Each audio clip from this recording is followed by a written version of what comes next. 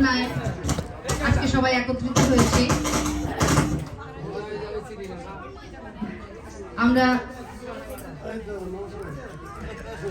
অনুষ্ঠান শুরু করার আগে আমি দুটি কথা বলি নিউ ইয়র্ক হিন্দু হেরিটেজের। কারণ নিউ ইয়র্ক হিন্দু হেরিটেজ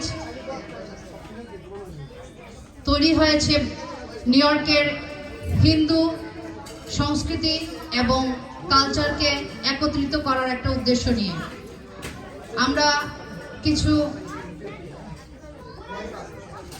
তরুণ উদ্যমী আমাদের সদস্যদের নিয়ে আমরা আজকের এই পথ চলা শুরু করেছি।